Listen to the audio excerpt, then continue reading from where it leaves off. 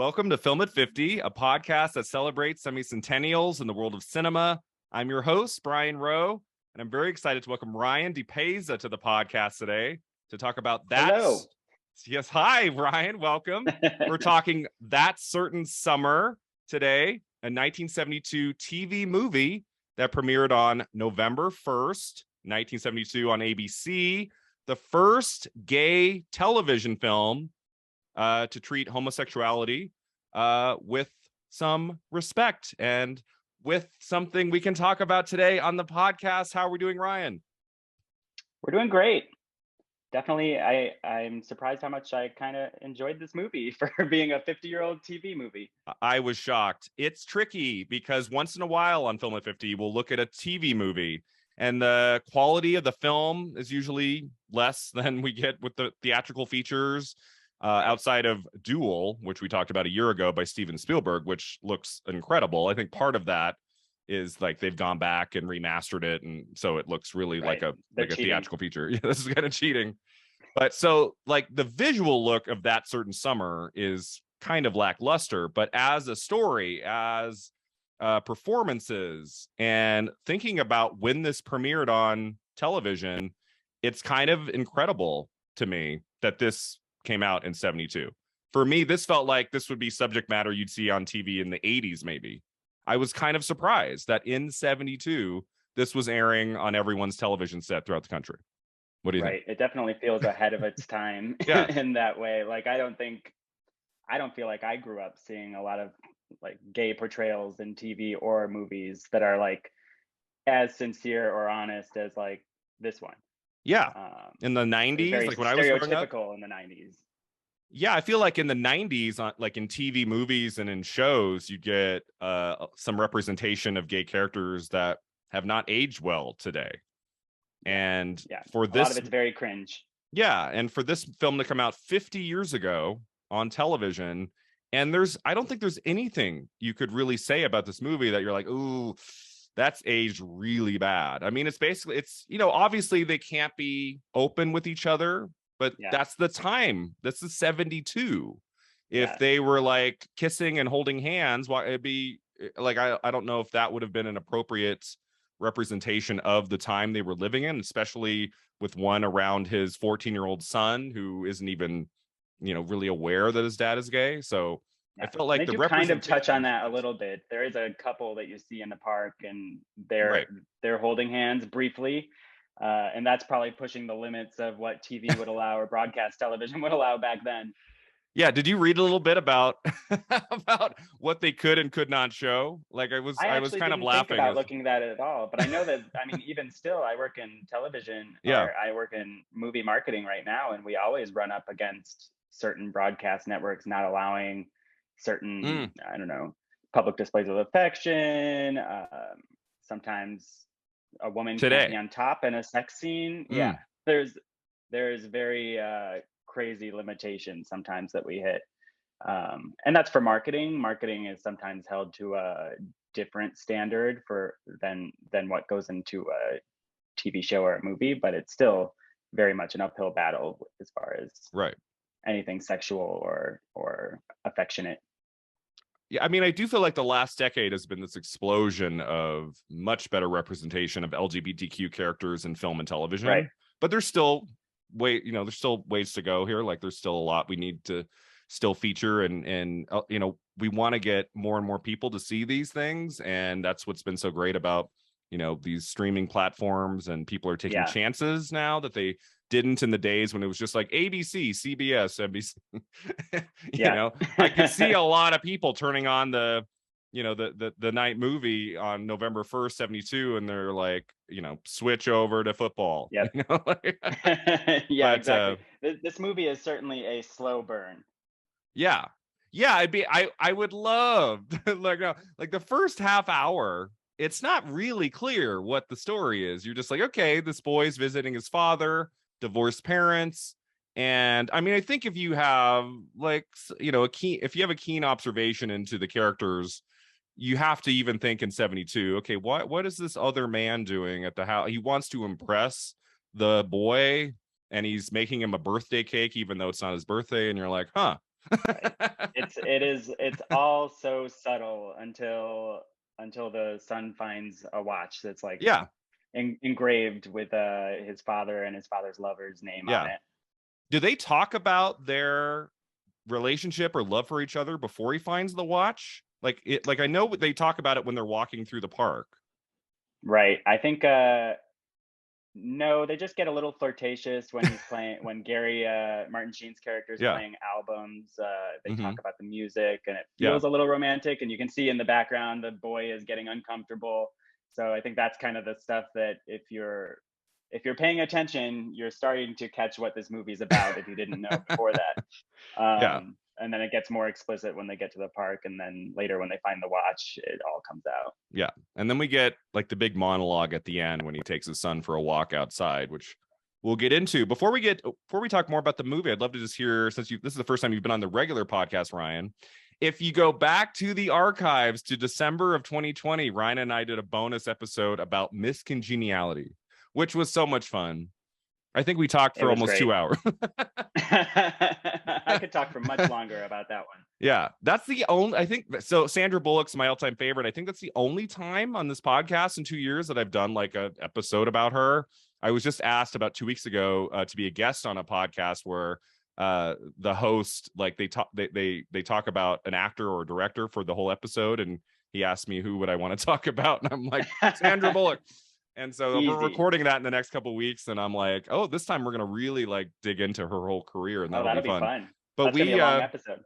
I know. I was like, this is not going to be 45 minutes. Like, we're gonna dig deep. Like, I will be talking about To If by Sea. And he's like, what? You give him something to edit. Yeah. We talk for 2.5 hours, and then he releases an hour episode, and you just hear you hear me start talking about a film, and then it just cuts back to him. But if you go back into the archives, that one's on YouTube. I don't know if it's on the regular podcast because it was a bonus episode back in this podcast early days. But this is your first time on the regular podcast, Ryan. So I'd love to hear just for a couple minutes you talk about, kind of what role has film played in your life, and like if you had to pick 3 of your favorites, like or 3 that you return to a lot, like what are some of your favorites? Yeah, well, I grew up in Illinois, loved movies since I was a kid. Thought I wanted to be an actor, realized that's not for me. Then in college, I sort of went down like a screenwriting path, and ultimately I moved to LA with my film school. I did my last semester in Los Angeles, and then sort of snowballed that into interning. And I fell into marketing because I really hated the hustle of production. It's kind of awful. You finally get a good job, and then you're already worried about your next one. So so I didn't want to do that. I wanted stability, so I fell into marketing. And then right now I'm a producer at Universal Pictures. I've been there for 7 years. Wow. Mostly producing trailers and TV spots, pretty much anything AV related for their movies before they're released. So anything that starts with a Universal globe, I may have touched, but they also use outside vendors, so it's not all me. So what are the big Universal films of the fall, winter? Like what's coming? Well, I mean, we have Bros, which is topical. Yes, that will have come out when this drops. Yes. Bros, I am so excited to watch. It looks great. Bros is great. I think it's a great movie, and advertising a gay movie to the masses has its own challenges. Yeah, that's it's kind of a piece of our conversation here today, right? So That Certain Summer is the first, film to air on television that treats homosexuality with dignity. And here we are 50 years later, we have our first, is it the first R-rated gay romantic comedy to play in theaters? Is that the... Yeah, it's the first and the first by a major studio. By a major studio. Semantics. A lot of people wouldn't understand what that claim means, but like as far as like the Disneys and the Universals and the Paramounts and stuff, this is the first one from one of those that is hitting theaters. There was Love Simon. There was Love Simon in 2018, but that was more for a younger audience. I mean, it was for everybody, but it was kind of designed for a younger audience, whereas Bros is for adults. Right. Yeah, exactly. And it's starring an all LGBT cast, whereas Simon didn't. Boy, so but for the record, I love Simon. It's a great Yeah, movie. it's a good movie. But yeah, I mean, and something I've learned in advertising pros and generally just watching gay movies as they come out is you can't please all gays. Like LGBTQ it's a big tent, and we all identify differently and have different experiences. So Mm-hmm. I don't know. There's gay movies that mean so much to my friends that like they meant nothing to me because we all have different experiences. So Mm-hmm. it's interesting. It's definitely interesting having these discussions with other people with different backgrounds that just like they feel differently about the movies. But I think it's great that they all exist, whether you like them or not. That's awesome. Well, I'm crossing my fingers that movie's a big hit because it should be. Yeah. Everything I've read about it premiered at Toronto, and just the rave reviews were through the roof. So I'm very excited to see it. I'll be there opening weekend. Yeah. Anything else coming from Universal in like November, December? Like, what's like the big film of the kind of the Oscar season? Do you know yet? We're working on Fabelmans with Steven Spielberg. That's Universal. Yeah. Okay, cool. Yeah, so that's a big one for us. And then I'm also working a lot on Puss in Boots, which is not. Oh, I mean, I think it's definitely a contender for the best animated feature. Yeah. Yeah, but it's a very fun movie, very different animation style from the previous, and it just it looks incredible. Yeah, Fabelmans. As of this recording, we're recording this in mid-September. It just won the audience award at Toronto Film Festival. It sure did. I just read that. That's awesome. And everything I've read about it, I mean, the trailer brought me to tears, right? Like it was like, whoa, it like reminded, because I was always making movies when I was a kid. So... You made that trailer? I did. So okay, we have to talk about this. So when you make a trailer like that, how much input does Spielberg have? Are you kind of combing through the footage of the whole movie because it's so well designed? Yeah, and it's like the process is similar on all of our movies, kind of, but basically we get early cuts of the feature, and then we start cutting. And if it's a visual effects feature, then we start cutting even earlier because those shots in the trailer need to be finished first. Okay. So then, but yeah, we usually cut a trailer. We're usually not alone. We're competing with other vendors that are cutting trailers. Trailers get internally criticized, and we get notes, and things are focus grouped and tested. And then once everybody's happy with some piece, whether it's ours or someone else's, then it goes to the filmmakers. And then there's usually several rounds of revisions based on their notes. How long does it take from when you start working on it to when it's like released? Is it a few months? It depends. Less than that? Okay, it depends on the movie. Yeah, it depends on the movie. I mean, I think for a movie like when we did the trailer for Cats, so that was like a year out because every shot was a visual effect. So we had a great all green screen trailer of Cats that slowly got finished over time. But yeah, something like Fabelmans was a couple months, I think, for the process. Do you watch the movie, the early cut, before you make the trailer? Okay, so you will have seen some Universal movies like months and months and months before the rest of the world gets to see it? I've already seen most of next year's slate. You've seen most of Universal's 2023 slate? Yeah, that's. Oh wow. We're pretty far out right now. That's cool. And then you have to like sign something that's you can't talk about any of them? Yeah, I mean, it's kind of like it's certainly putting our own career in our hands. Yeah. Like I think everybody who sees the stuff and works on the stuff, they know like I could talk about it, but then I'll never work in this town again. So That's such a cool job. I love trailers. Like, and to work on Universal trailers, a big studio. Yeah, that's great. It's fun, and it was not a business I knew existed before I got out here.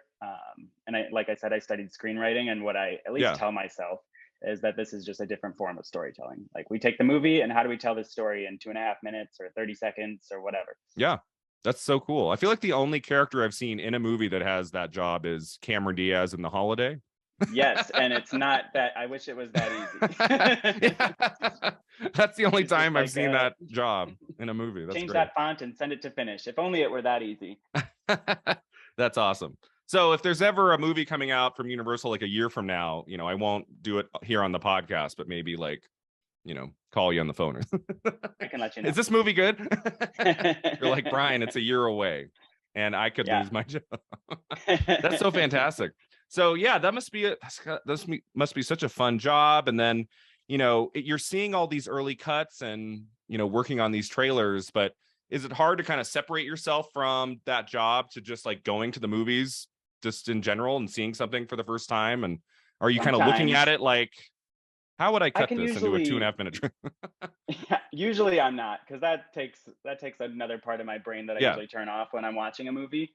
But sometimes I will get mad if I was duped by a trailer.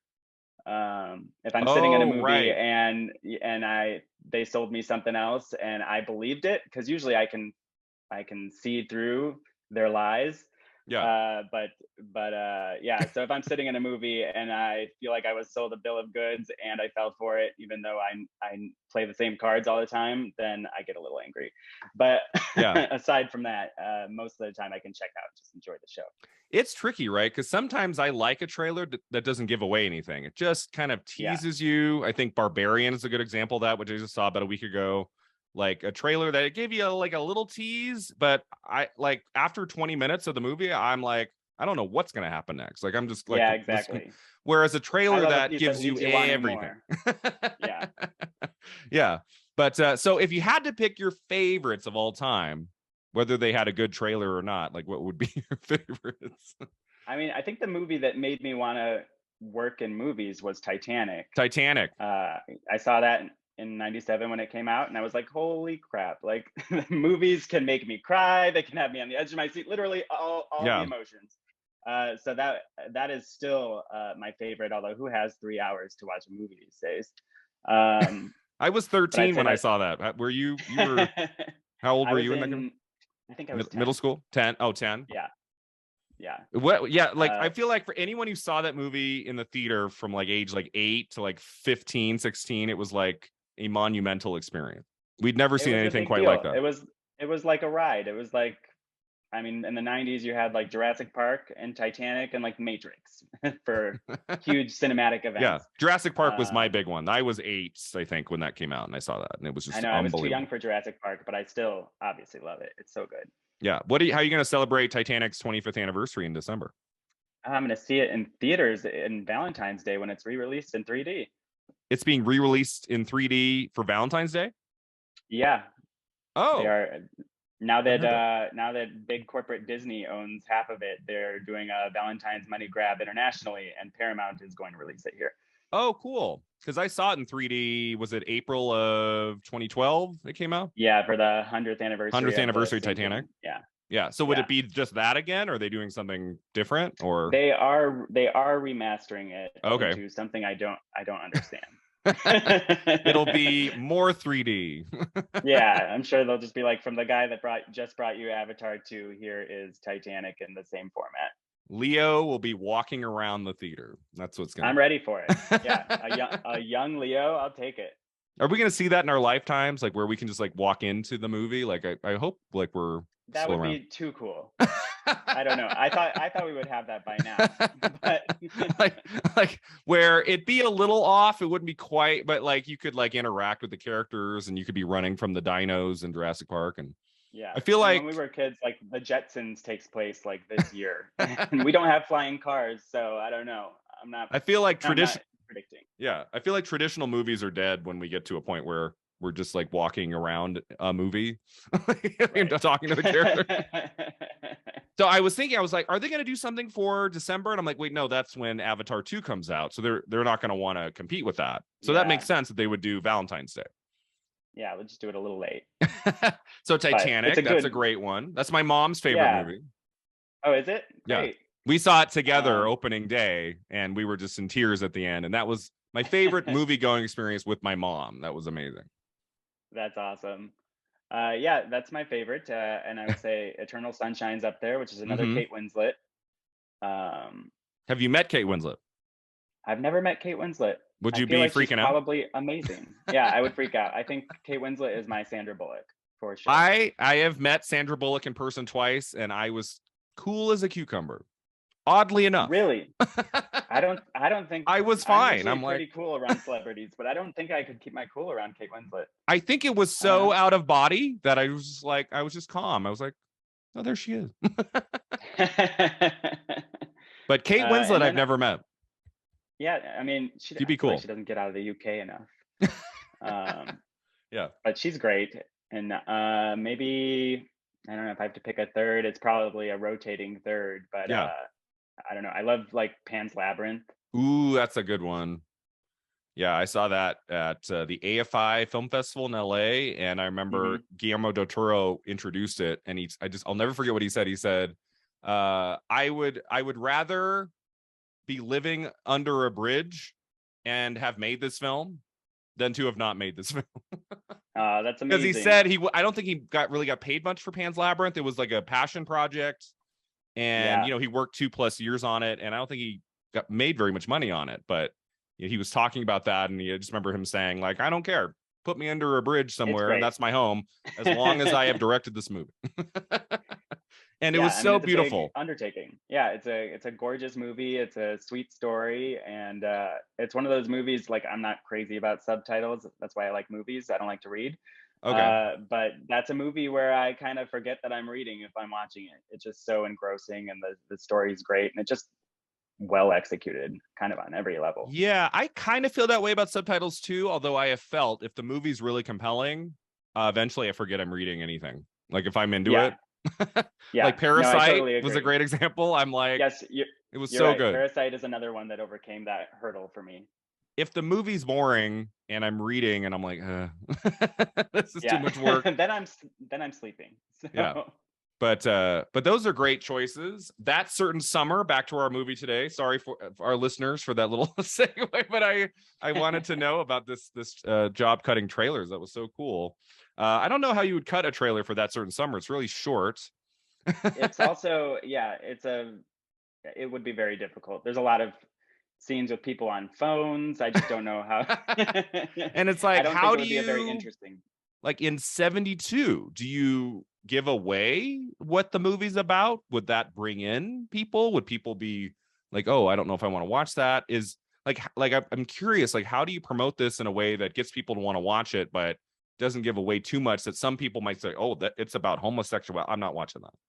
So it's like that balance of like, how do you get people to come on and watch it? Sell it as a boy who runs away from his dad, and now you got to find him. Yeah, divorced parents, kids having some issues. He runs away from dad and they can't find him. Mom has to fly out and help. And then you get a general audience to tune in, and whoa, it's gay. It's gay. Yeah. So let's just, I have some research about the film, but let's just kind of talk about our thoughts on it. So you felt the same way I did. Like you got kind of caught up in the story and the performances.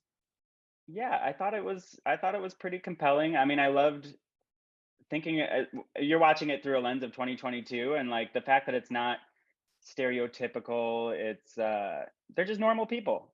I think that's the best part. Sometimes you watch gay characters and it just doesn't feel right. It probably wasn't written by a gay person. Maybe the person who wrote it or directed it never even knew a gay person. But no, I feel like this feels genuine, and it's just like a little character study of this dad who recently got out of his marriage and found love with a man at a time when that wasn't okay.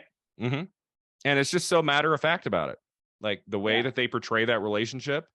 I mean, it's 72, so they can't show much, but like you get a sense of there's something between them right from the beginning. Like there's an understanding, a caring for one another. And it's 72. They weren't going to cast it's not like Bros, right? We're not going to have a gay cast in the movie, right? But for what I've looked at for this podcast, for the films that were coming out from like 68 to 71 about gay characters, outside of maybe like Boys in the Band, which is really solid, there's some questionable depictions. I think mainly of the movie called Staircase from 69, starring Rex Harrison and Richard Burton. And it's like, it is just like cringe. It's like they're like they've been together for decades and they play it for comedy. Like, haha, look at us, we're two hunky straight guys playing gay in this movie, and they're almost like winking at the camera in every scene. And something I've been doing when I look back at films from 50 years ago is I'm looking for those LGBTQ representations in films, and we get some hints here and there. Shaft, of all movies, Shaft has a gay bartender character for a long scene, and it's actually a really great depiction of his character. He's gay, and the movie doesn't comment on it. It's just that's who he is, and that's in Shaft. And I want to say there was one other one we talked about in the last year, but it's pretty invisible. Like, you're not really seeing gay characters at all. So for this movie to play on everyone's television sets and to depict their relationship so sympathetically and so just realistically, I just really was taken with that. It's the first depiction of a gay couple in a movie I've looked at for this podcast that really just doesn't have anything cringe to it outside of maybe a little bit of dialogue here and there. Like, it's pretty solid, and it felt to me like something I'd watch in the 80s. Right. Yeah. And no, I mean, if anything, the cringe is the lack of any like I don't know, like affection towards each other. Like, I think the most affectionate they get is they sort of pat each other's shoulder. That's it. Yeah. No, from what I read online, like, they were not even allowed to look at each other for longer than a couple seconds. Because that might suggest something. Right. Because they went to NBC, the writers of this project, and NBC said hell no. And then they went to ABC, and the head of ABC, Barry Diller, said yes, but he had to fight his own network for weeks to get it on. And they approached actors who said hell no to be in it. Hal Holbrook said no, not because of the gay character, but because he read the script and didn't think there was much to it. It just seemed kind of flat. And he was like, that was the interview I watched with him. Is that what he talked about? That. Yeah, exactly. He talked about exactly that he read the script, and he was driving with his wife, and he had already passed on it, and he was telling his wife basically what he had read, and said he didn't get it. And his wife apparently thought it sounded great. And by the time he got home, his wife had convinced him, you need to call your agent and pray that he didn't give this part away to someone else already. And I guess that's what he did. So his wife didn't read the script. He just talked to her about it, the story. And she said, you need to do this. I think this is important. Like, it sounds like a good project. Yeah. Oh, cool. So that's, so he had his wife to convince him to sign on, because Hal Holbrook's a great actor. When I think of him, I always think of his supporting role in Into the Wild. Did you see that movie, Into the Wild, from 2007? Emil Hirsch. I did. I don't remember him being He's the older man who he has like maybe 10 to 15 minutes in the movie where he has that scene in the car, and he says to Emil Hirsch's character, he says, I'm the end of the line. You know, my parents had one kid and I don't have any children, and I would like to adopt you. And he wants this kid to be a part of his life. And Emil Hirsch's character has other plans, and he says no. And then the camera lingers on Hal Holbrook, and he's just like weeping, like tears like coming down his face. And it's a really moving moment. And he got an Oscar nomination for that movie. And I think he was kind of the runner-up choice. Javier Bardem won for No Country for Old Men, which was an astounding performance. But Hal Holbrook was kind of like the runner-up. Like, he was like really great. Wow. So that's whenever I see him in a movie, that's the performance. He's also well known for playing Mark Twain in a lot of things. And he had a career like Martin Sheen, who we'll talk about at the end. Hal Holbrook had a career that went over decades and decades. But I think he was the right choice to play this guy. Like, you sympathize with him. You like, he has a way that just like kind of draws you into his character, whatever your feelings were in 72. Like there's something about him that you appreciate and that you want to follow his journey. And I really admired his performance in the movie. I'm glad he said yes.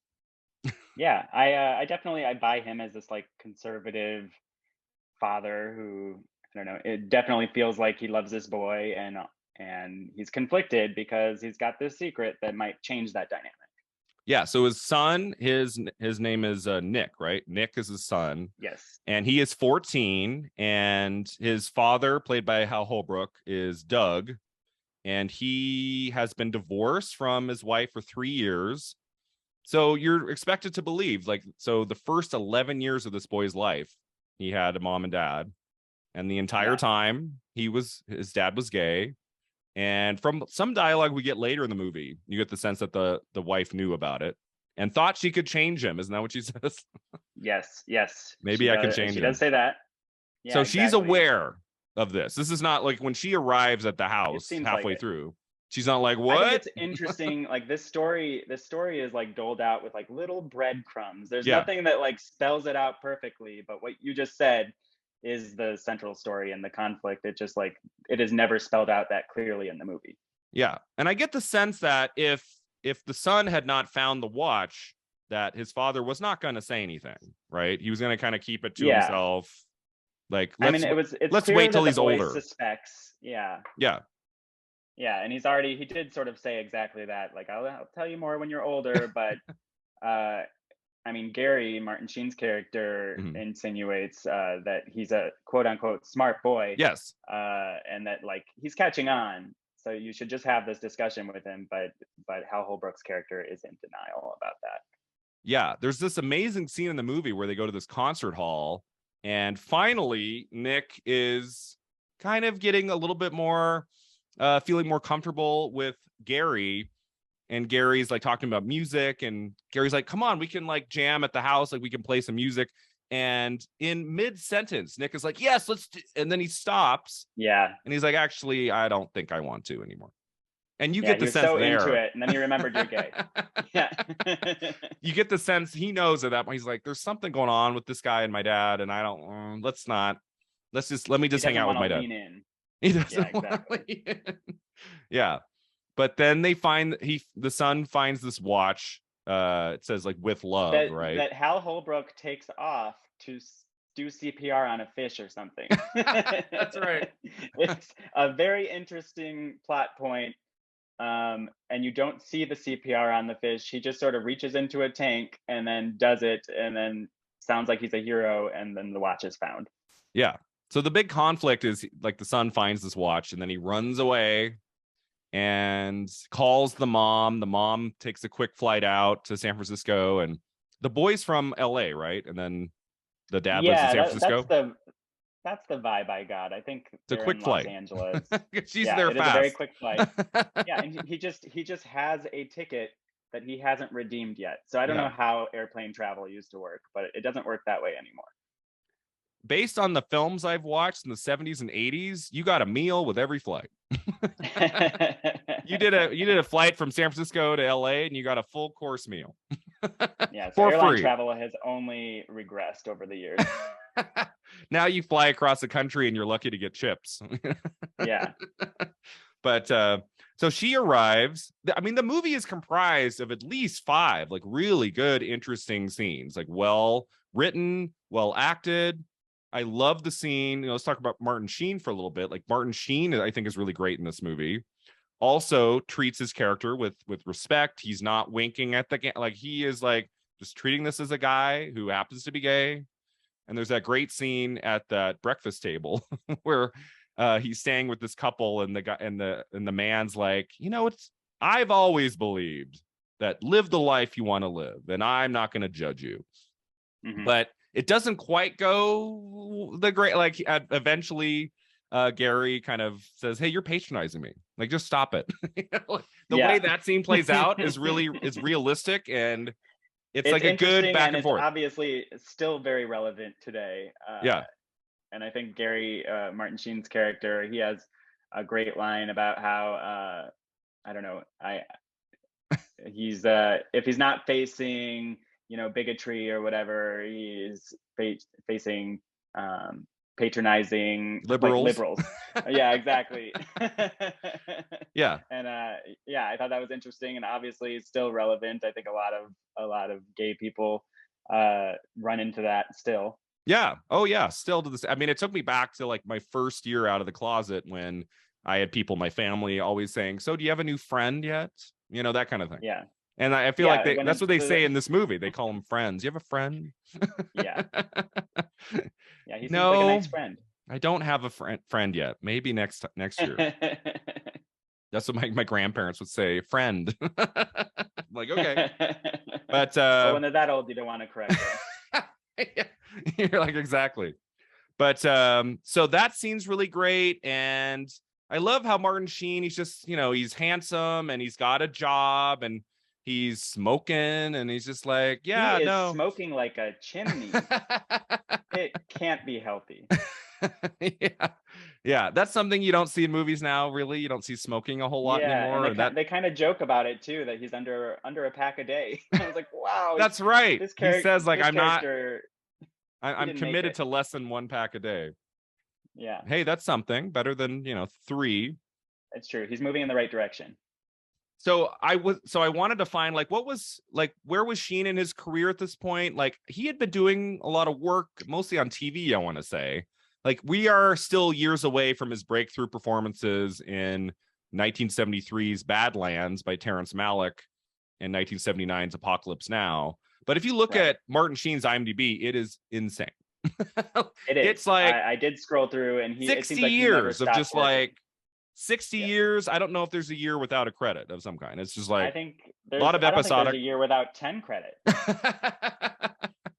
Like, he's been working for 6 decades plus, and even though he didn't really come into, lead roles in movies until the 70s, I would say, like, he was still working a lot of episodic and stuff in the 60s.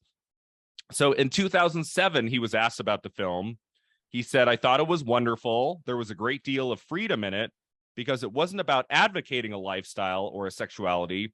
It was just about 2 people who adored each other, and they just weren't allowed to have a relationship that involved their sexuality. When asked if he was concerned about taking on the role, he said, in my career, I had robbed banks. I had kidnapped children. I had raped women. I had killed people. Now I was going to play a gay man. And that was considered a career ender. For Christ's sake, what kind of culture is this? Wow, So that's always that's a terrific quote. Like, when he was thinking about signing on to this, probably some people in his world were like, no, don't do that. That's not going to be good for your career. Keep murdering people and other things. Yeah, exactly. And he's like, it's a good script, it's a good character, why not? I love that. Sad. I love that. It probably took guts.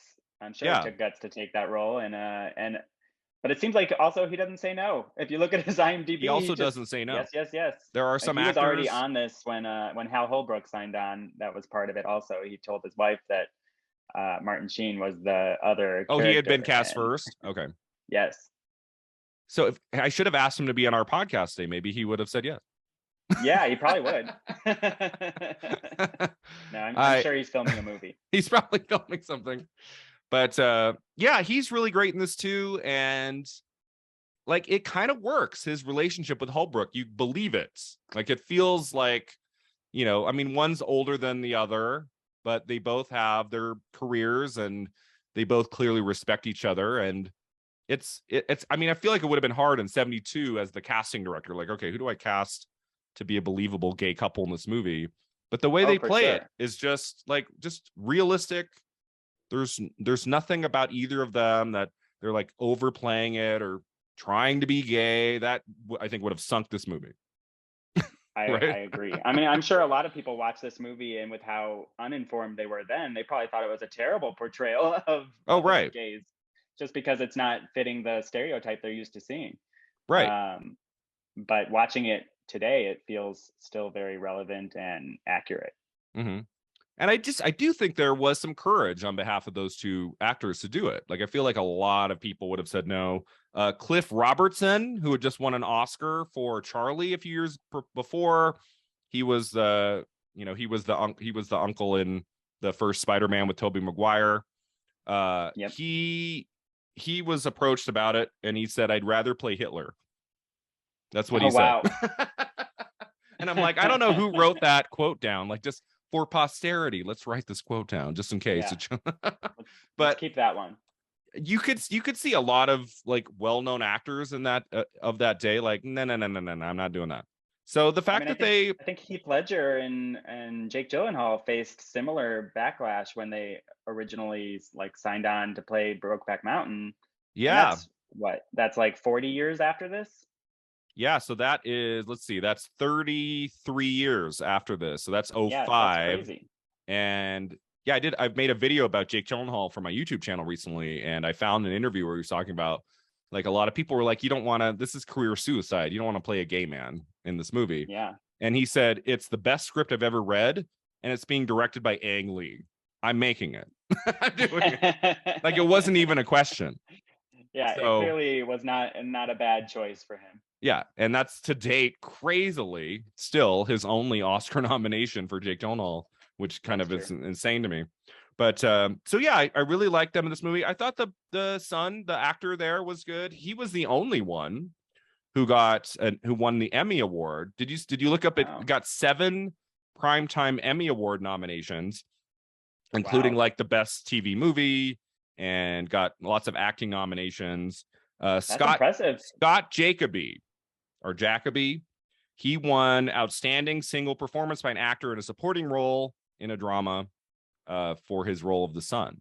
So that's cool. Yeah, he was good. I mean, I kind of noted his performance as I watched. I mean, I thought they were all very convincing, but the son could easily be this very unlikable character, especially as a gay man watching this movie. But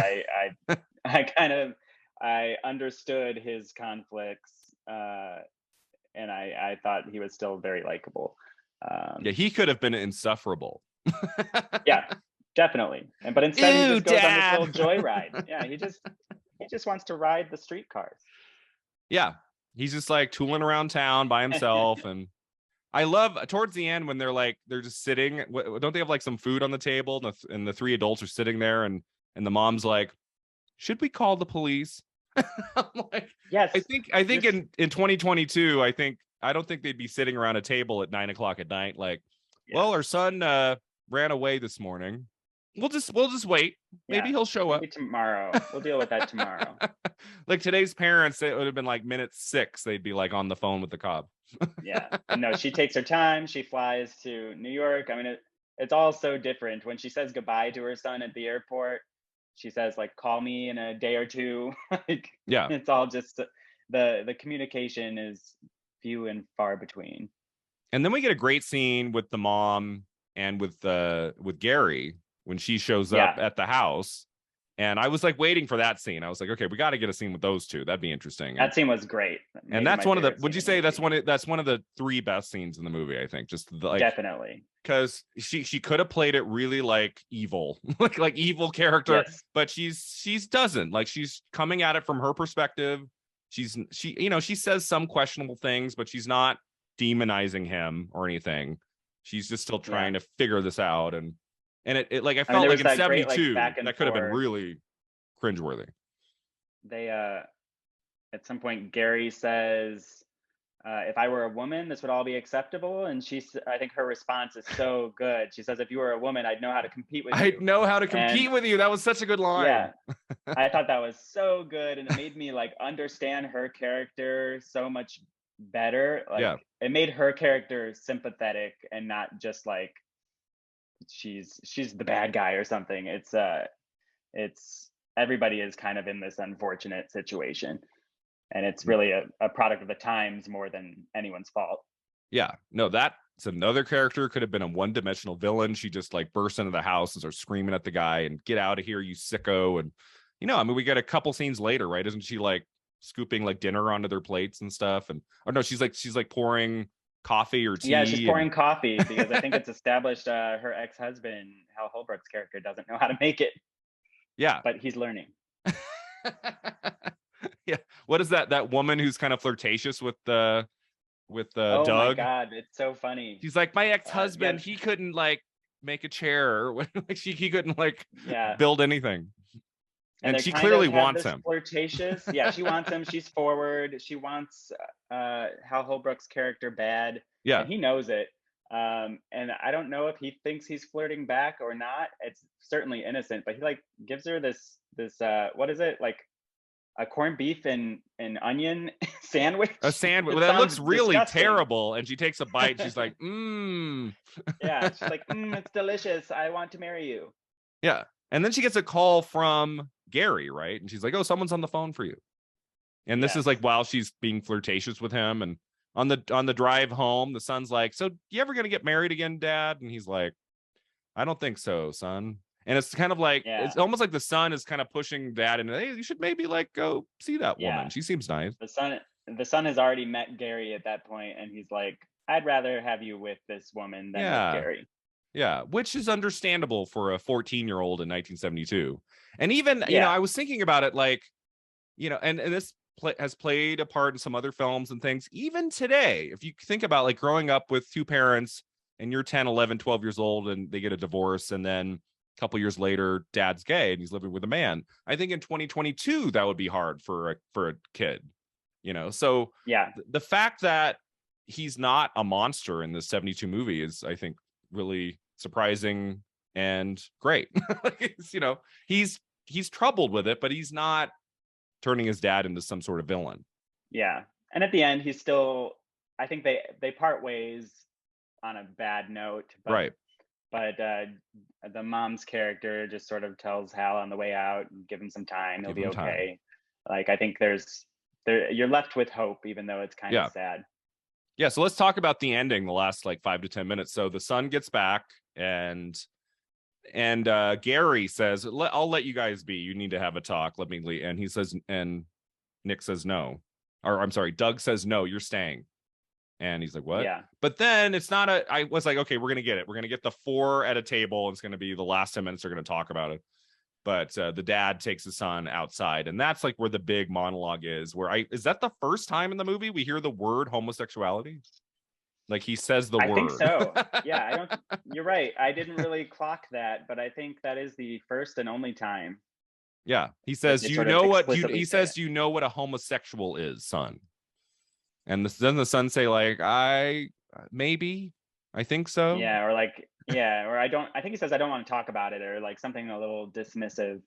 Yeah. And it's kind of in the dark, the scene is pretty like, it's like you're watching a scene in mostly darkness, but this is the moment I think that won the boy who plays the kid, Scott Jacoby, probably the moment that won him the Emmy. He breaks down crying probably when his dad really finally, for the first time in the movie, just really lays down like what's happening here, and saying like they're basically married and that he loves him and this is my life partner, and the boy just doesn't know how to deal with it, so he just starts crying, and which I felt crying, was and he just goes home to LA and leaves him high and dry. But I felt like that was a realistic reaction. I was like, okay, if this movie ends with the son saying, okay, dad, I don't quite understand it now, maybe I will one day, and they hug and they're smiling at each other as he like, that wouldn't have felt right. I was like, I don't think you could tie it up in a neat little bow. Like, I don't think this movie's going to end with the sons being like, it's okay, dad, I understand. It was like, I think it needs to end with him just crying, and he has now learned what's happening, and for many years after that, he's going to have to process it and come to terms with it. But I don't think that night would have made sense for him to be all fine and dandy and snapping his fingers out the front door. Right. So I think the way the movie ends, it feels right. And Hal Holbrook crying on the stairs is so moving. I thought that was very good. Yeah. It's very, like, I feel like they took that note for, what is the movie with Timothy Chalamet and Call Me by Your Name? Yes, it's very reminiscent of the last shot of Call Me by Your Name. Oh, right. Yes. Is there a fire going somewhere? Yeah, I'm sure somewhere in that giant like 3-story San Francisco house there's a fire. I was so mad watching the end of Call Me by Your Name that shot of him crying, we had the credits going over it. Yeah. I don't think a lot of people care. I was like, I just want to like sit with this moment. Like, don't give me credit. Textless pass. But then I watched it a second time and I'm like, it is a long shot, unbroken, of him crying. It might have been too much to not have credits going over it. I'm sure they just realized, oh, this is like a 20-minute shot. We can linger on the whole shot if we just run credits. Yeah. But I'm like, maybe like the camera could have just been moving just a little, like maybe like kind of slowly around him. Yeah. Because I do feel like when credits are rolling over a shot, that tells the audience time to go. Yeah. And so I remember I saw it in a packed theater, and half of everybody got up and were like slowly walking out of the theater, and I'm sitting there watching the shot, like I'm in tears, I'm crying, and I'm like, why are they leaving? Oh, because there's credit. So yeah, we don't get credits over that shot. The camera kind of pushes in on him, and Gary is about to leave to go get his things, right, to move back in because he's been staying elsewhere. So there's nothing at the end that suggests like the dad is changing his mind and he's gonna, try to get the wife back or something. Like, it's just, this is how his life is. He understands that. And right. I felt like he was crying because he wants to be close with his son, and this new reality in his life, he just has to accept it, and it's going to be a difficult journey to come with his kid. Right. Yeah, he's sort of had this like self-acceptance. I mean, he sort of says that to the kid, like, the hardest thing I ever had to do was accept myself. So right. Can you try? And I think that's where you're left with the son's going to try. And now that's the struggle. Yeah. I just thought it was a really moving film. I think it's the right length. I think, if this had been more than 90 minutes. Sweet and petite. Yeah. Yeah, it's been the last few months on this podcast. I've watched so many films that are like 2.5 hours long. So yeah, when I saw 70 minutes, I was like, yeah. Now we're talking. I actually worked out in the elliptical to the whole movie. That's how I watched it. Oh, nice. I actually considered doing that. I watched because I usually am on the. I have some weights and an elliptical in my house, and usually it's about an hour. So if I'm putting on a 90-minute movie or something, I usually will just watch that separately, but I'm like, 70, let's get on the elliptical. So I blasted the sound. The sound was a little low, so I was like, let's blast this.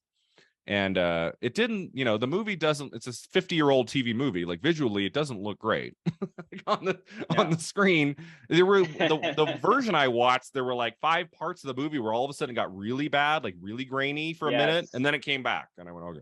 Yeah, I actually thought that maybe they had a different DP or something for like pickup shoots or something. Yeah. And then it was one of those scenes that got really bad, and in the middle of it got good again. So I realized it must just be the quality of whoever put this 50-year-old movie but online. I meant to look. I don't think it's like, can you like buy the DVD? Like, I don't know if this movie I didn't see it anywhere. It's not streaming. Yeah. Like, it played on Logo years ago, and that's the version I watched. But it's one you have to kind of look for. It's not just like streaming on Amazon. Yeah, you just gotta Google it on the dark web and you'll find it. Yeah, but I think it's an important watch. I think for especially to see like all the improvements we've had with LGBTQ representation over the last 50 years.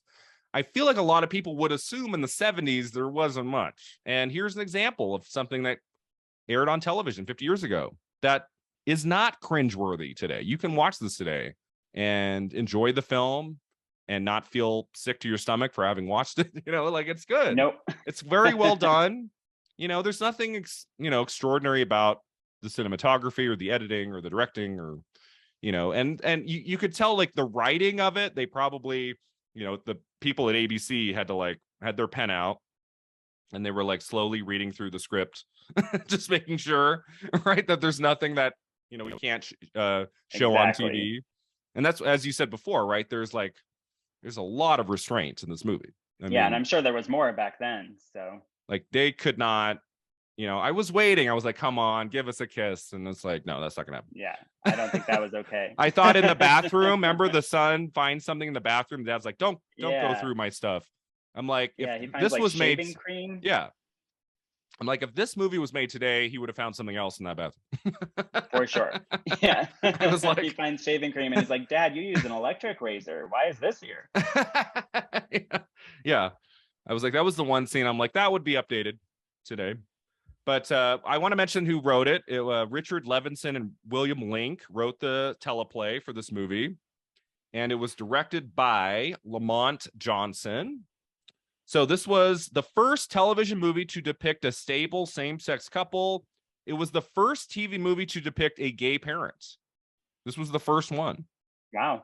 And it was also the first gay television film to win an Emmy. It was the first one with a gay character in it.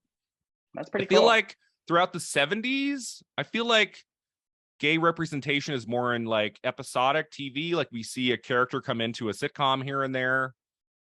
In terms of films, I mean, we'll get some dramatic depictions in some big films in the years to come here, but like in 72, there's Cabaret. There's Cabaret, which is more like kind of bisexuality, a film we talked about earlier this year. The main character in that, the main male character in that. But yeah, it's kind of slim pickings around this time. So anytime I don't typically talk about TV movies on here, but when I see one like this that's kind of groundbreaking, I wanted to talk about it here on the podcast. Give it some light, since I don't think a lot of people might remember this movie. It's been a long time. No, I think most people probably have never heard of it. Yeah. No, I had not heard of it. I went on, was it Wiki? I just like looked up like there's some place where you can look up like LGBTQ films of certain years. And I saw Hal Holbrook, Martin Sheen, and I went, "Oh, what's this?" And then I read up on it, and I said, "Oh, I got to talk about this one. This looks really interesting, especially when I saw it was a TV movie." So the reviews were strong. Diane Sasinski wrote in The Lesbian Tide, "This movie explored its subject with sensitivity and honesty. There's a few slick cliches, perhaps because of the quality of the cast. There is no glib acting." Gay historian Stephen Tropiano wrote in his book, The Primetime Closet, A History of Gays and Lesbians on TV. I would love to read this book. I'm going to go try to find it. The movie broke new ground by portraying homosexuals as real people, not one-dimensional stereotypes. If these two guys had been stereotypes, this movie wouldn't even been worth watching. It wouldn't work. There'd be nothing to talk about. It'd be like, it had to portray these characters in the way that it did. And then the last thing I wanted to mention was in 2014, the Paley Center for Media added this movie to its media collection in celebration of television's impact on LGBTQ equality. The center noted the movie's success at educating and enlightening a select few and giving others some hope, and also demonstrated the more progressive element of television of its time. So yeah, so I think this is an important LGBTQ film in our history, not just TV movie, but just in film in general. This is one that's worth mentioning. Like people found it and honored it in that time. Mm-hmm. And I think, if anything, it just sort of got lost a little bit along the way, just because it's not available anywhere. So I think part of it is TV movies from the 70s. Like if they're not being championed by, DVD and Blu-ray the last 8+ years hasn't been as big as it used to be.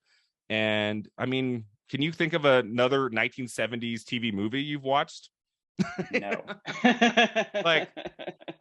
These films were designed to air once and maybe a rerun later on, and that's it. So, I think a lot of these movies have been forgotten. But something like this that's so revolutionary is important. Maybe part of the reason, Ryan, the movie's not well known is that the title is kind of ambiguous. And yeah, what does the title mean? it just makes me think of like that ABBA song from Mamma Mia. Yeah, maybe that's what they were going for. What is that song? Our Last Summer? Yeah, something like that. That certain summer. It's not a title that makes you want to watch it. It almost feels like a more appropriate name for Call Me by Your Name. Call Me by Your Name. That movie is all about that certain summer, but I'm not sure. It should have been yep, Dad's gay.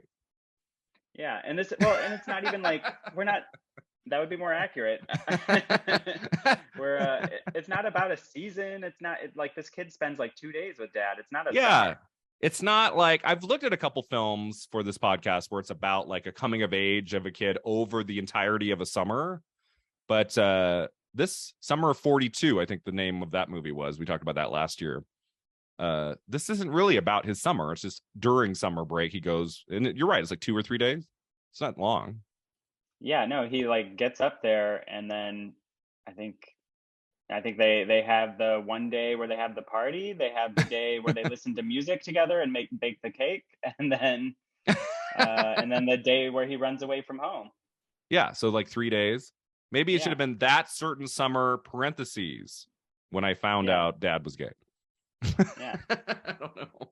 It's hard, right? This one, Taylor's version. I feel like this movie's tricky. It's like, you can't title it something too suggestive that would keep people from watching it. You have to have it be a title that people are like, oh, well, let's take a look.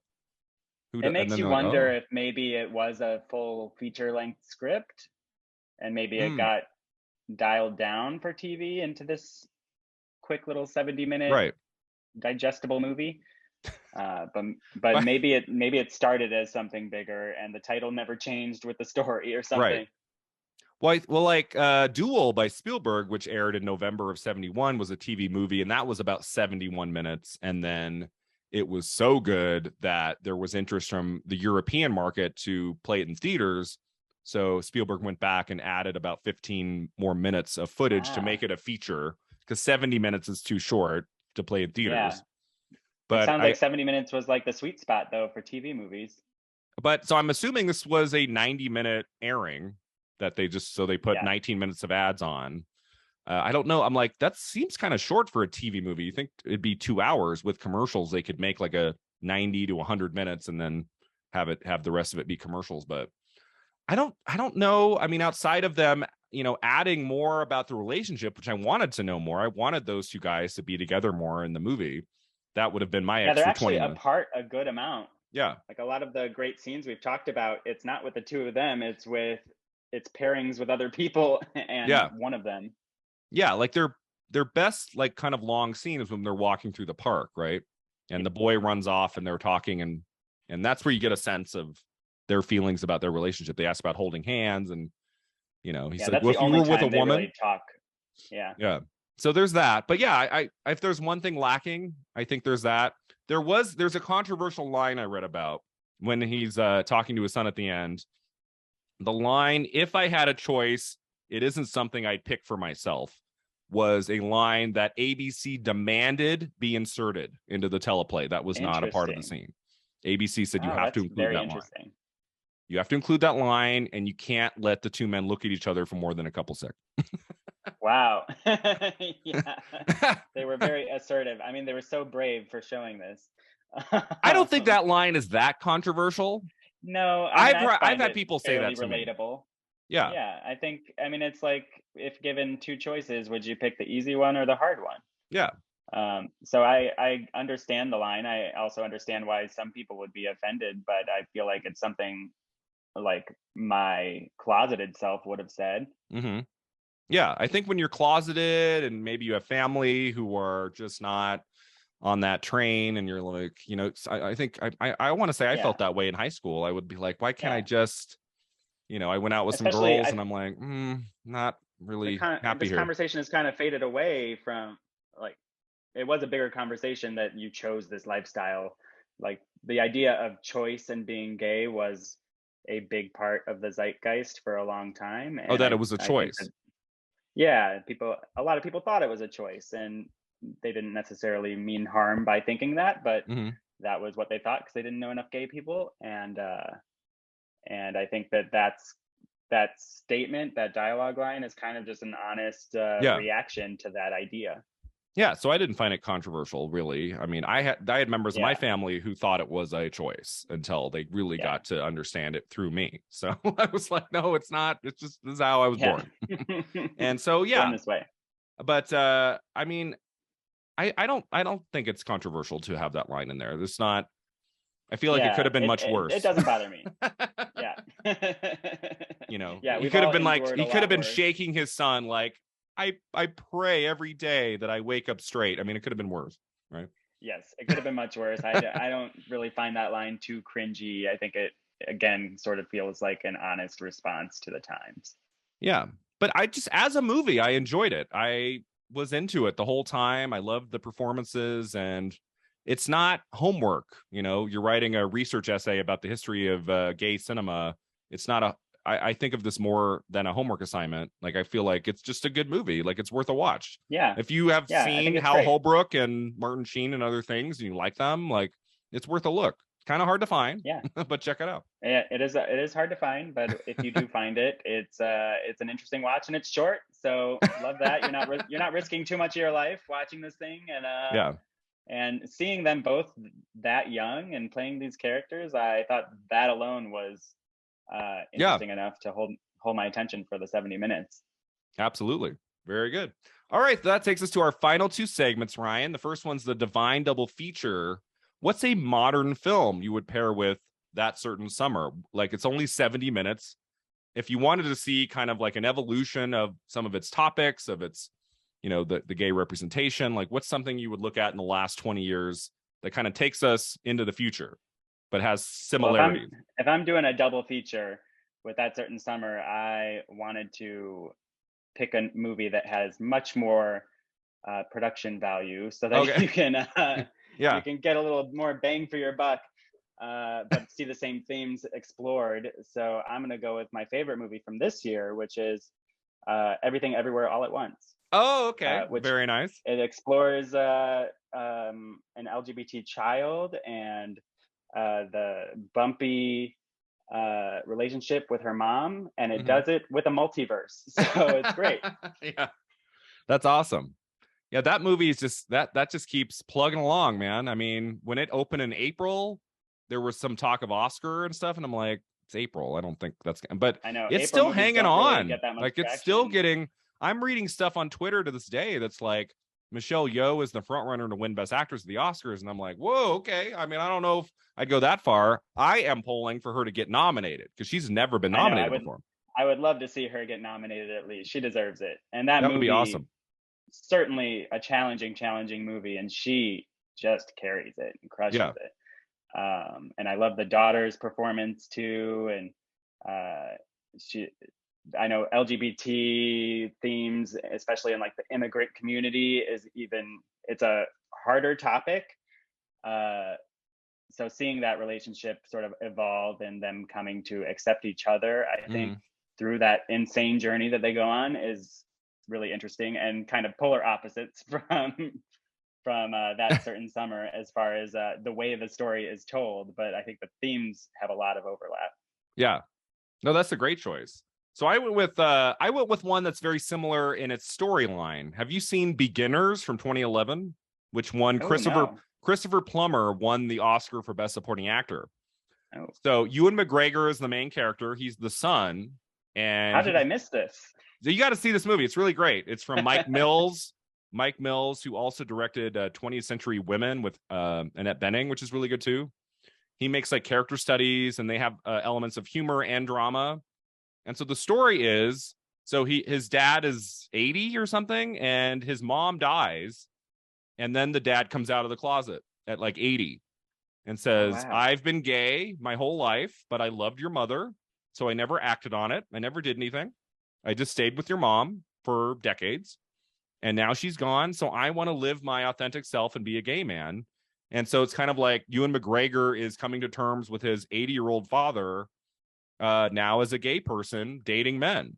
And it's funny, but not like Birdcage level funny. It's got humor in it, but it's also has some sad moments. It's serious, just like a good blend. And Christopher Plummer was the element of that movie that just kind of tore through award season, and he won the Oscar for Best Supporting Actor.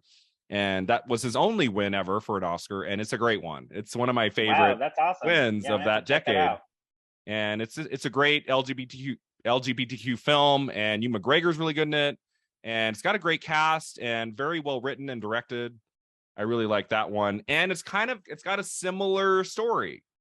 Like it's like a son coming to terms with the, it's as if like the Ewan McGregor character is older than the one in That Certain Summer, but it has enough similarities. I think that would make for an interesting double feature, because that Beginners is 39 years later. And so it'd be like if the son in That Certain Summer, like his dad came out when, instead of he was 14, he's like 40. Much later in life. Yeah. So I thought of that one. And I also thought The Kids Are All Right with Annette Bening would also be an interesting film, because that's about a gay film about parenting and family. So that I thought would be an interesting one too. And I have not seen that movie in a long time. It's on my Blu-ray shelf behind me. Nice. But, I haven't seen it in a while. And that's another film with a great cast, and Julianne Moore and Mark Ruffalo, and terrific film. So those would be my two. And I love your choice too. That would be really like, that's taking us into 50 years later, which is awesome. I love when I can like pair a film that came out 50 years ago with something that came out this year. So that's really cool. I thought you were going to say, I was like, is he going to say Bros? I'm like, this would be a first in Film at 50 history for a guest to pair it with a movie that's not out yet. That's not out yet. That was going to be a first. No, that would be an interesting pairing also. Yeah. But, you'll definitely see much more public displays of affection in Bros versus. Yeah. Well, I shouldn't say not out yet. When this drops in a few weeks, it will have been out and hopefully made $100 million, right? Yeah, it's going to be the biggest movie ever. That's awesome. Okay, so that takes us to our final segment, Beyond the Flick. I thought we talked about the career of Martin Sheen. So this is probably the first film of his that I've, like, in the beginning of his career that I've seen. I don't know if I've seen a movie with Martin Sheen made before 72. I don't think I have. I've never heard of most of them. But I've seen many since. Like, so, like 2 or 3 of his other films, like, what are your favorites? Martin Sheen. I mean, obviously, Apocalypse Now is great. It's probably his most famous film is Apocalypse Now. Yeah. Yeah, exactly. And something I discovered is that despite he's in like thousands of movies, I've seen like a handful. So Apocalypse Now I've seen, and he's obviously wonderful in that. Yeah. Not the first person to be cast in that role. Do you know the history of that movie? No, I didn't know that. Harvey Keitel was originally that role, and they had been say Hal Holbrook. No, I didn't look up. I wonder if they ever acted again in a project, Hal Holbrook and Martin Sheen. You feel like they might have. Like, they were both working steadily. Like, maybe they played gay lovers in a more recent movie. Yeah, they need their Revolutionary Road. No, I think that would have that's funny. I think that would have come up in my research if they had acted in another gay film together. I think that would have come up. But wouldn't that have been interesting in like 2012, 2013 if they had like been an elderly gay couple in a movie? Or if they cast Hal Holbrook opposite him in Grace and Frankie. Or that if he had played the Sam Waterston role. Yeah. That would have been surreal. That'd be interesting. So yeah, Apocalypse Now. Which of the 3 or 4 versions of the movie did you watch? The original cut? Yes. I think I've only seen the original cut. There's like been a few. 3, yeah, because there is a director's cut floating around, right? And then there's a 2001 director's cut, and then he made a final cut in the last 5 years, I want to say. That's a blending. I've not seen that one. It's a blending of his director's cut and the original.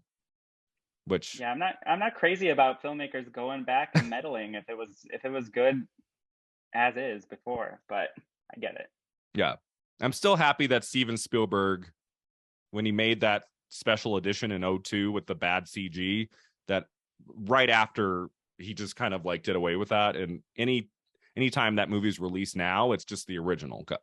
Like we don't have to watch that bad CG now. Yep. Thank God. But so Apocalypse Now, have you seen any of his other films? Yeah, well, I mean, I've seen a bunch of stuff. I thought he stood out there, and he's got a good death scene. Yeah, exactly. I mean, kind of everybody does. Yeah, DiCaprio most of all. Yeah. I'll never forget. I saw that movie opening night in a crowded theater in LA, and when DiCaprio gets shot in the head, I mean, the gasp in the theater. One of the biggest movie stars on the planet. Yeah. To get shot so randomly like that. And I'm sure that was a great audience to see that movie in. It was like, I never forget the gasp. It was crazy. So Departed's on my list too. That's a great movie. Yeah, and I guess another Leo, I mean, he's briefly in Catch Me If You Can. Yes. And I think his role is super fun in that. I mean, that whole scene is great.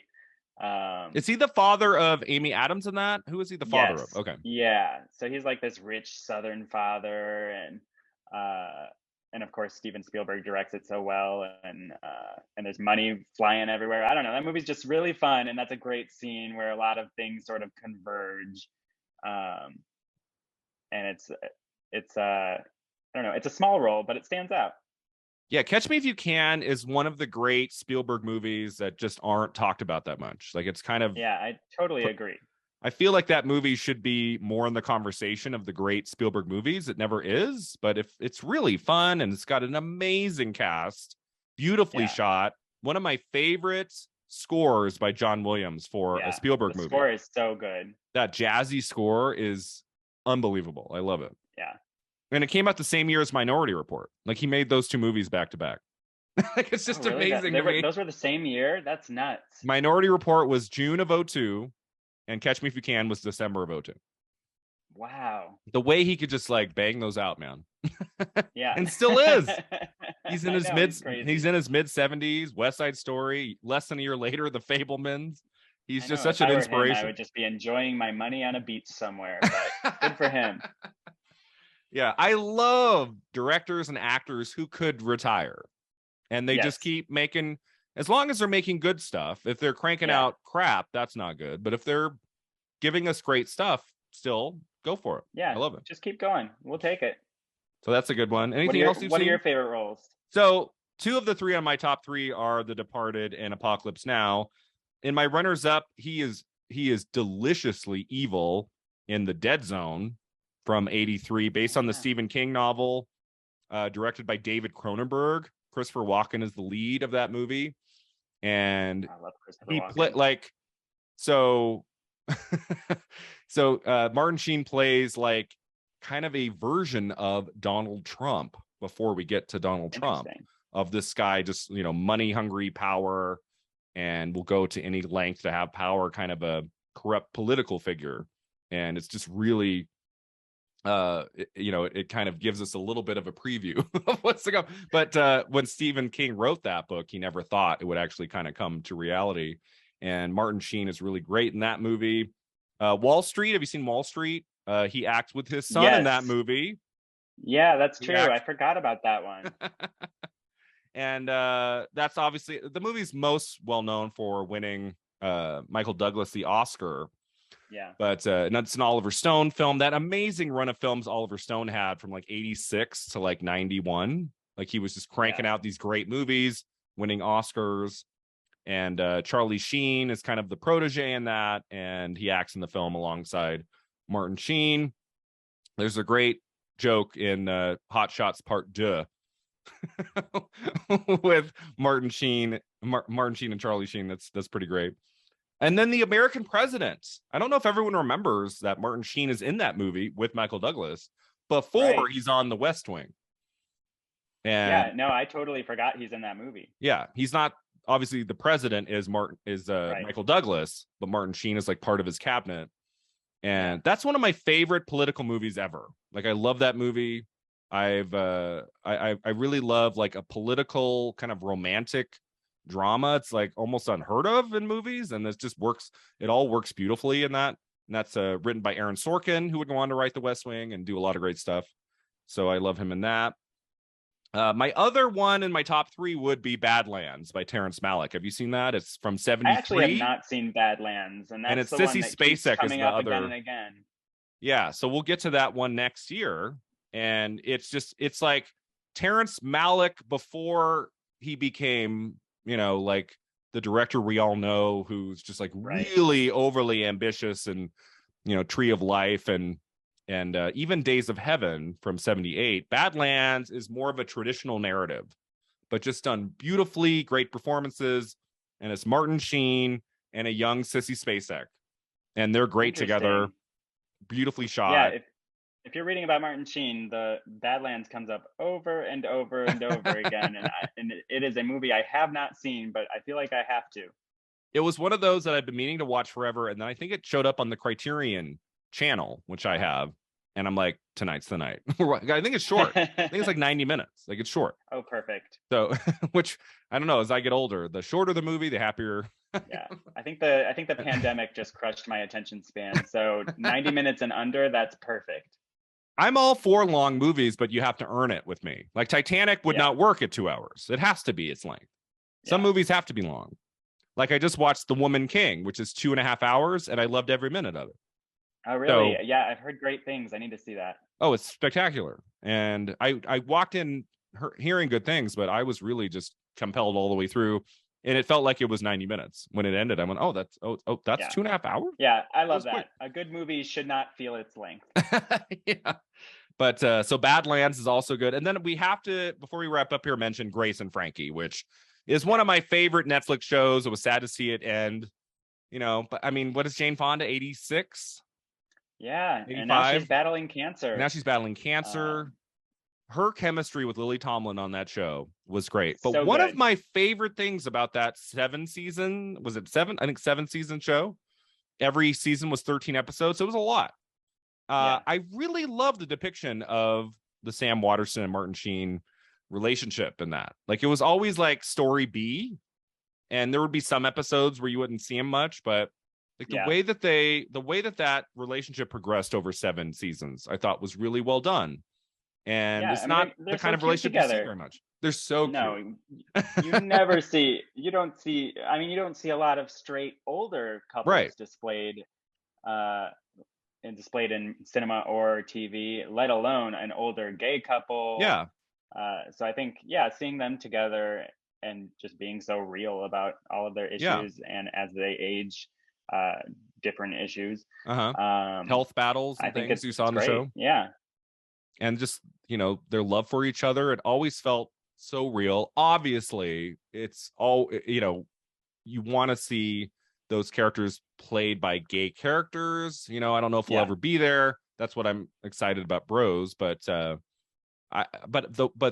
so nuanced, their depiction of those guys, and it could have just gotten lost in, the later seasons of Grace and Frankie. They could have just been like side characters we don't really care about anymore. And that never happened. I mean, their last moment together in that elevator in the last episode, I was like tearing up, and like, it's just beautiful. I just love that. Like, outside of the Grace and Frankie story, which was great, like their storyline for 7 seasons, I thought worked really well and had a great ending. And I was just very happy to see that. There's not many shows where like the B story is just as compelling, if not more so, than the A story. So some of the stories with some of the stories with the kids I wasn't as enamored with.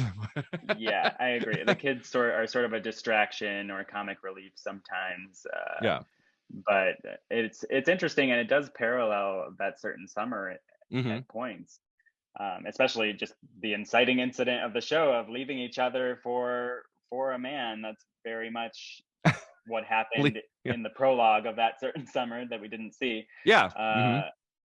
But I think it's super interesting, especially to see Martin Sheen sort of returning to that almost identical role years later, and then exploring it for 7 seasons. I think that's pretty cool. Yeah, so it's like a nice bookend. I mean, Martin Sheen is in the twilight of his career. He's in 82 now. So maybe he'll play another gay character, but it feels like a nice bookend to something he did at the beginning of his career with That Certain Summer, and kind of towards the end of it with Grace and Frankie, which I thought was really cool. So I wanted to mention that. Yeah. All right, Ryan, that takes us to the end. This was so much fun to talk about this movie today. If you have anything you'd like, this was a lot of fun, and love to have you back on, not in another 2 years. Like, this is always fun to chat with you. I'm available. So if you have anything to promote, or if you want to tell our listeners where they can find you online, now would be the time. Yeah, you can, for better or worse, you can find me mostly on Instagram at my full name, Ryan DePesa, and you can also check out the Fabelmans trailer in theaters or online right now. Yeah, by the time this drops, the Fabelmans will just be a few weeks away, and that's probably my most anticipated movie of the next few months. I'm a huge Spielberg fan. I'm so excited to see a really like personal film from him. That's like the closest thing we'll ever get to like a Spielberg memoir. So I'm excited. I've read a lot about his early years. I know I've seen a documentary about it, about his love of making films when he was a kid, and to see like Michelle Williams is essentially like playing his mom, like with the haircut and everything from those old videos we've seen of Spielberg's real mom. Like, she's got the same dress, the same hair. So I'm excited. It's gonna be. I know I'm gonna love it. It's gonna bring tears to my eyes. For an auteur to do something so personal. So. Yeah. So that's gonna be a lot of fun. All right. So thanks for being here, Ryan. Thanks to all of you for listening. You can find us online at filmat50.com. You can find Film at 50 at Twitter and Instagram. Check out my YouTube channel at Brian Rowe Video for lots of videos about Oscars, and film history. And until next time, remember, 50 never looked this good.